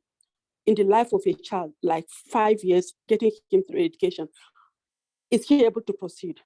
So when the community and the people and even the government, because there are government at every level in the society, from the federal, I don't know how it is in other countries, but you have as close as possible government participation in whatever area. Are people seeing the positiveness of your end result? Are you happy with the turnover at the end of time? So this should be, even if no other competitors, we don't really have to compete with others. It's compete yourself. Compete with yourself. What have driven you into this? Are you seeing the results out? Are the children graduating from primary school where you have taken them to and going through secondary schools? Are they proceeding to universities? Are they getting results out? So these are some of the things I think is the most important thing that we have to look out for. If it is in terms of hunger, how much are you doing? You just feeding them, getting food to buy them food and give them from time to time? Or are you able to make them realize that in their own society, in their own situations, they can be owners of lands, owners of farms, they can farm themselves. So you support them with input. So eventually getting people who are turning out to be independent of hunger. So these are some of the things we can do to really make us know that we are making impact, even if nobody sees it. Thank you so much, Becky. You have brought a very good activity to mind that can also be used on external analysis. That's more of touching sustainability checking. So in your strategy, you may have an objective to win off people. And you may use different tools to say how sustainable was our previous activities or our previous approaches versus what you think of. Now you're using these tools to check the people. Was it sustainable? How could you really make it sustainable with the people or with the community? So I usually borrow a lot from the business or private sector where they have done this more efficiently to look at their market analysis. We should think of external analysis as market analysis, where we look at relevant collaborations we need in the future, relevant practices we need in the future, and relevant outputs, defining outputs. For example, there's one project which was also thinking of scaling. Everyone knows eco-sanitation toilets, which you put in ash after you use. So there's this thing about that. They were just building a lot more in a village, but when the rainy season comes, everyone stopped putting ash in the toilet, and it ended up flooding the village with septic waste. Yeah. So the strategy there, was it to scale or was it to do something else? You see that the external analysis would really help them really coin out to say who should get it and when should they really intensify their education. So this really ties up the knot. I'll jump to phase 4. And while doing that, I would like to assure you that we will share this, some of the suggested outputs. We'll share both what we prepared and both what we have collected through these conversations. So having really looked at, having collected the data, enough data, data is not useful when you cannot really put it together or coin it into something really tangible for you to use. The biggest gaps in strategic planning is using the information you gather in stage 2 and stage 3. You may get beautiful information out there. Now, how do you really coin it together for it to make sense? It goes back to stage 1. What were your objectives? What questions did you want to answer? Sometimes a strategic plan can help you just validate your strategy. It doesn't have to change. But at times, this will give you an opportunity to rethink how best you can really do it. How do you really go to stage 4, data analysis and synthesis? In data analysis and synthesis, you want to be having to pull out information from the previous stages and refine your vision. You're now trying to build the very thing that we're calling a strategic plan. You are answering the questions you had, the assumptions that you have using the data now that you have it. The best practice is to have an analysis framework or a simple guideline, which is set on the stage 1 as objective, and then you just write down the findings as much as you can. You deep dive on those. You reflect on the field of change. You change it where you see that the outcomes were not different, or defining outcomes where outcomes are defined maybe differently. So you use phase 1 and phase 2 to gather all those things together and synthesize to come up with a solution to the problem you're trying to solve with that strategic plan. So some of the questions are, what would success look like in this new strategic plan? Or what will failure look like? Or how will you measure success? So in this stage, you're putting in KPIs based on standards you have gathered through your external analysis. You have looked at policies and how they're measuring things now. Now you're changing yourself to say, okay, we'll also align with X policies and X policies for us to start really. So some of the activities which are coming out on this, without preempting what you already have said on the board, there's what we call systematic reviews. We are just reviewing back to say, what are the standards? Check the standards using policies, against policies. Secondly, you can use group. You can use for qualitative data. You can use some analysis that will help you. You can use a workshop where you will have everyone agree or disagree with findings that you have in different stages and summarize it in a simpler format that will contribute to your objectives. And then you can process this data as well as compile recommendations on each of the key things that you have done. And then some key outputs in such a process is an actual basic strategic plan, which you can show to say, these were the initial questions in stage 1, and then these are the answers and recommendations based on the community or stakeholders, based on our internal processes, based on our partners, based on our donors. Now you have synthesized all this together as an output of the 3 phases. And then you also, after you do that with those recommendations, you would be able to draft performance measurement to say, now, this is how success look like. Performance measurement in each of the elements. These elements can include your staff capacity elements, your impact elements. You can measure your community engagement elements, and how you would really say this strategy has led us to have improved defining these performance metrics in different levels of organization, from the people, the impact, to the sector itself. So I know I've said a lot on that, but I would like one comment there from one person that would say this would also be something that would add. Thank you. Go ahead if you have a comment.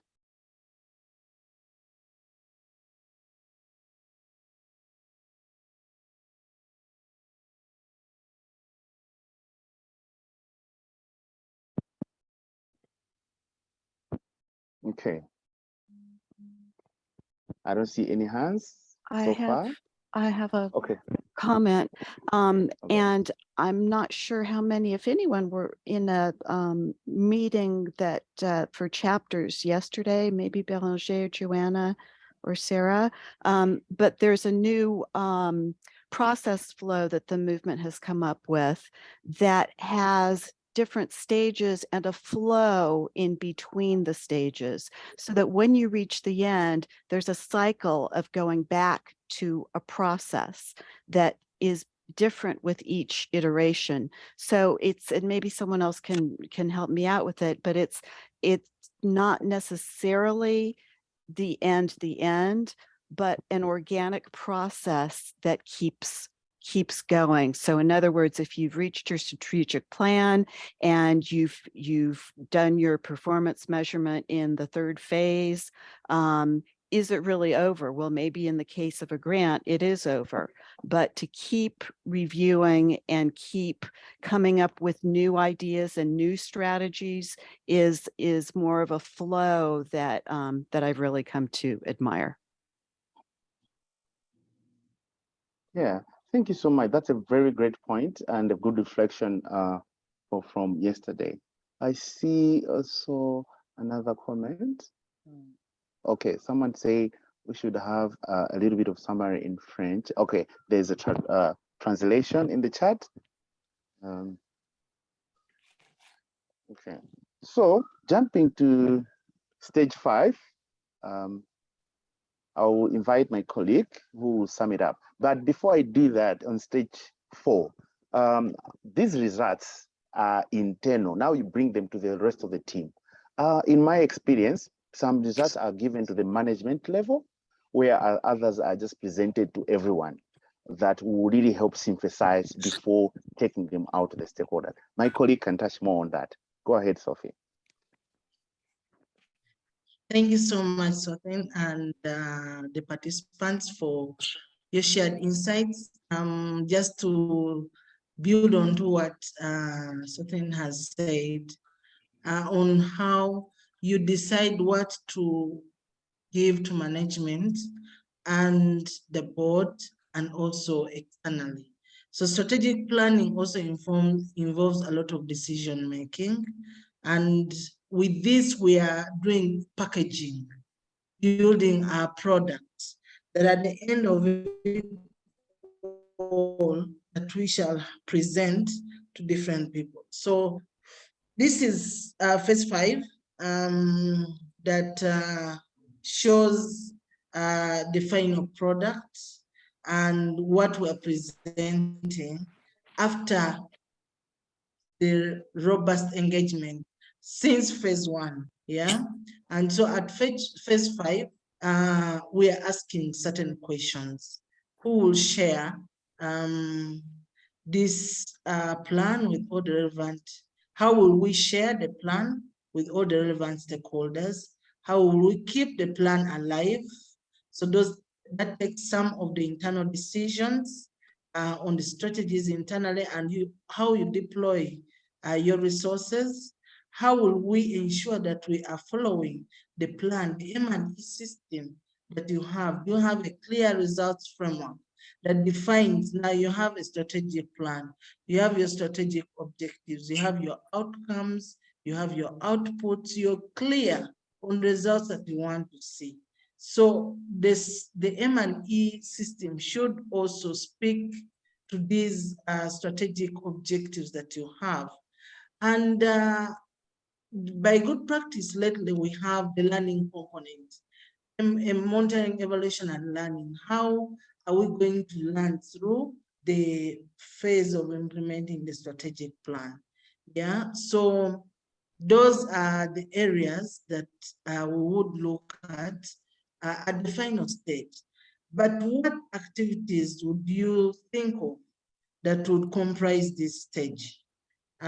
Stage 5, we have the product. We are asking ourselves questions. How are we sharing the plan?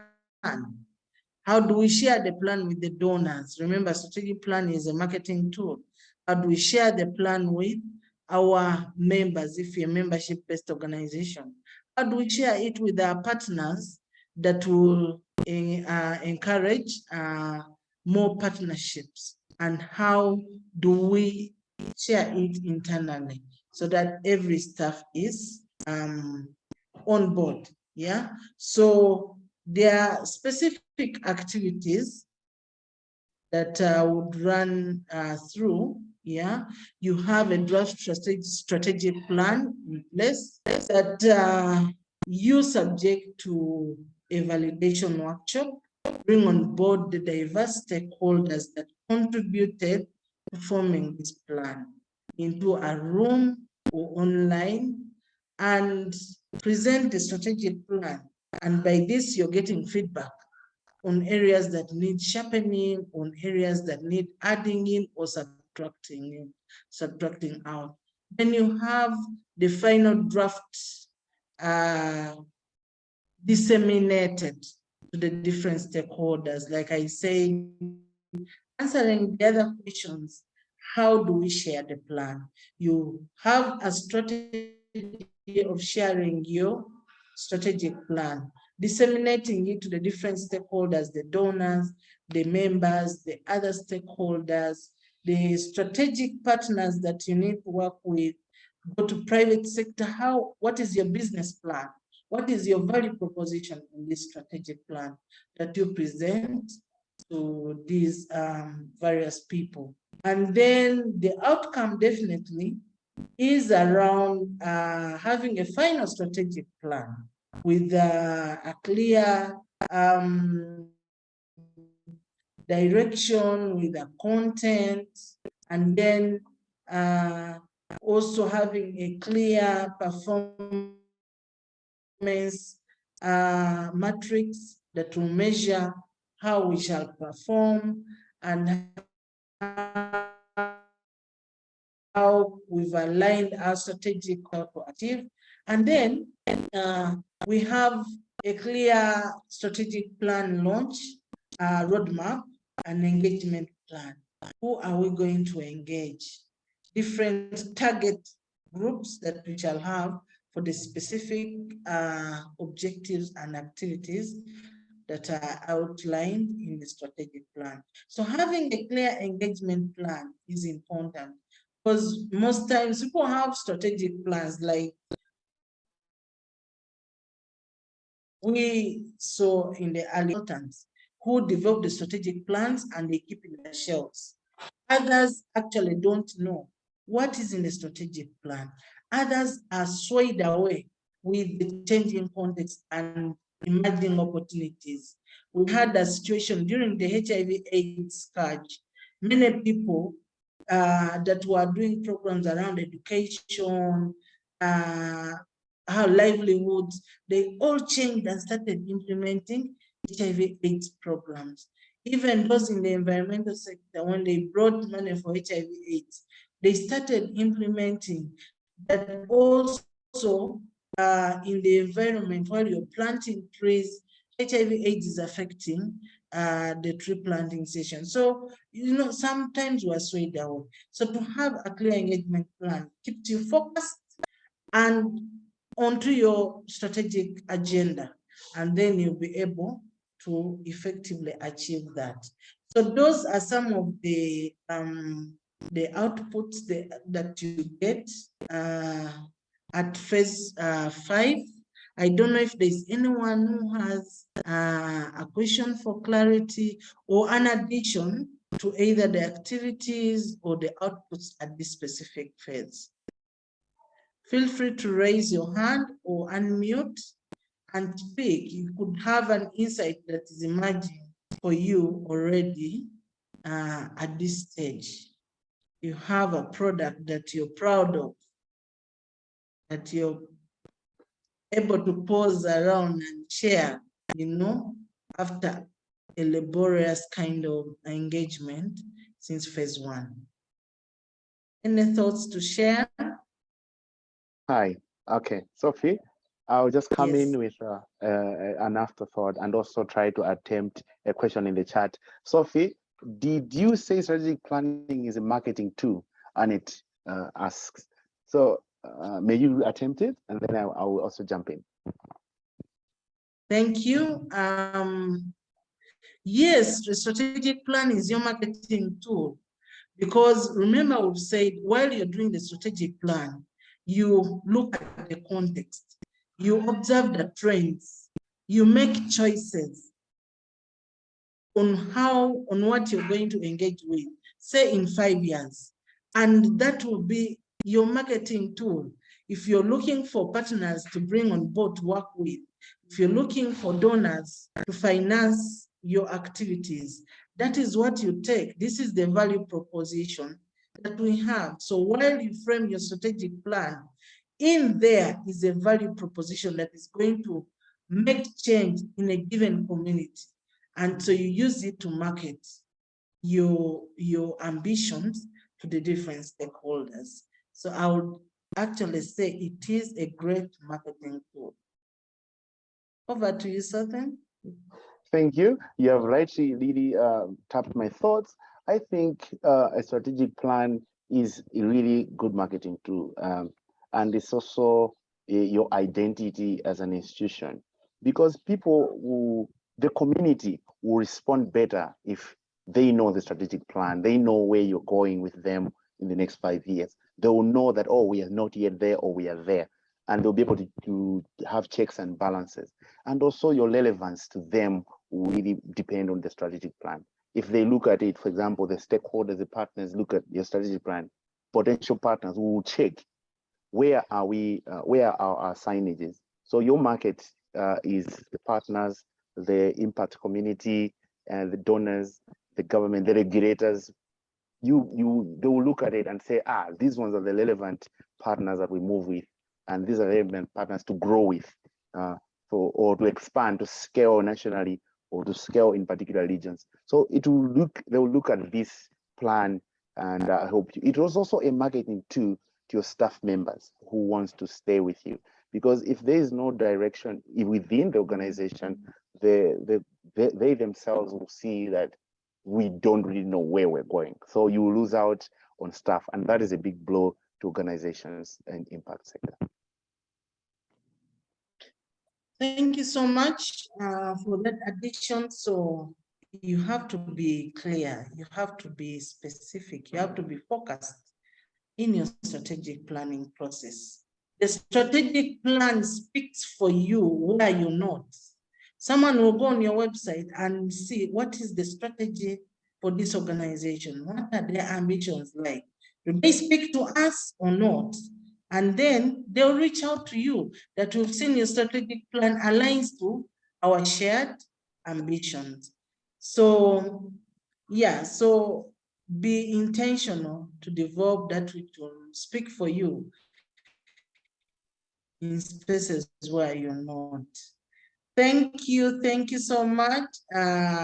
These are the general 5 phases of strategic planning, and we want to close with the take home. We are running short of time. I want to congratulate us moving this far. I hope it has been a good learning experience. And so while we've had a discussion on strategic planning, we have also known that we need to have a clear vision statement. We have to have a mission and values that guide the work that we do. Many organizations have values that define who they are, but we also, if you know, you can't project your future if you're not visionary. Yeah, so visioning is one of the key processes in strategic planning.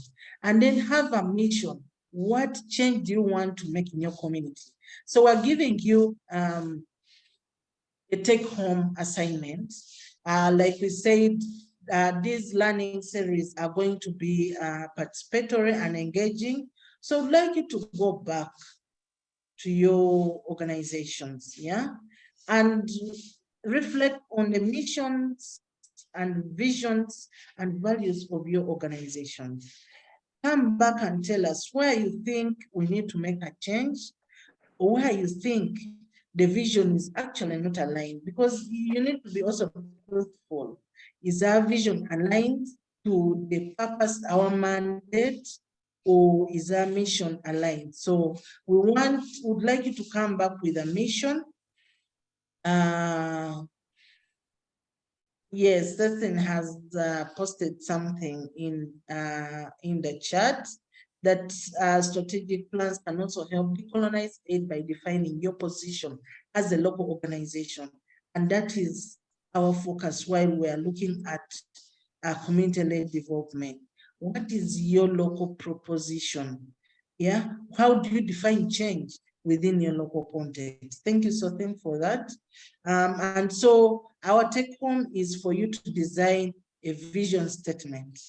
It could be rephrasing your organizational statement, but also as an individual, as a community-led champion, you have a vision statement on that guides you, that gives you the ambition to work with communities and cause change. What is that vision statement that guides your engagement or your organization? And then the mission and the key values, the core values that define who your identity is, and then how you relate or engage with different people. Yeah, so we will send this on email after this session, so you engage with it, and we'll be happy if you share this before our next session. So then we also have a compendium of the visions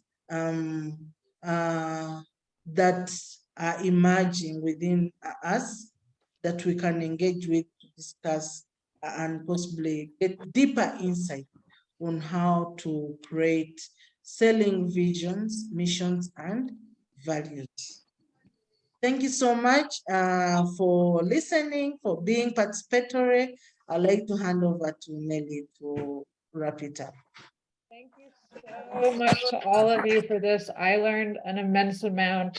As Sophie said, we'll send the instructions for the take-home activity by email, as well as the tips that Sophie shared.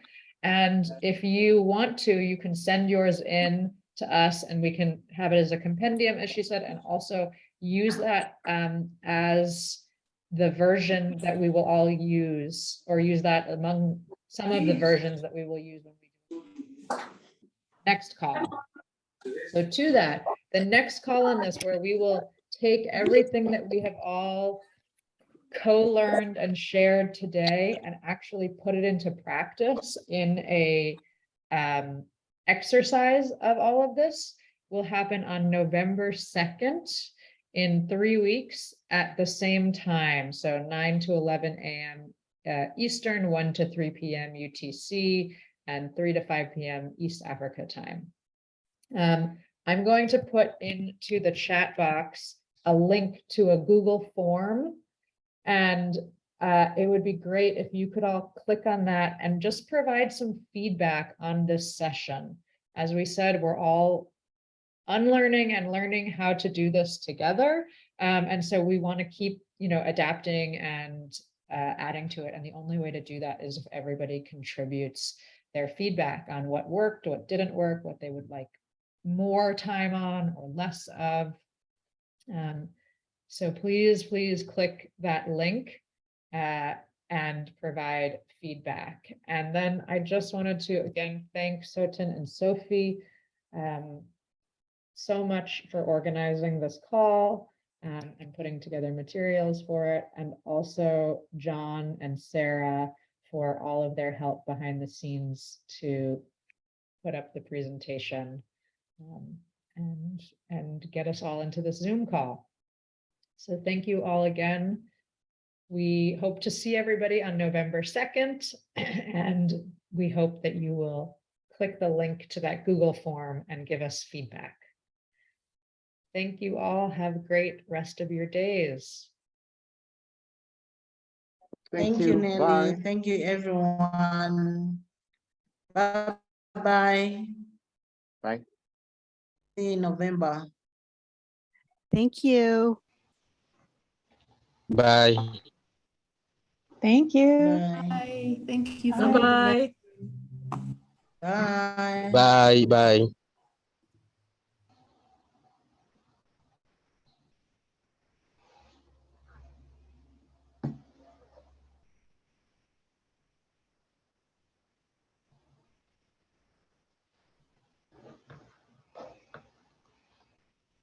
Thank you all. I'm going to sign off also. Bye, Yeah, everyone. bye-bye. Thank you. Thank you, everyone. Bye.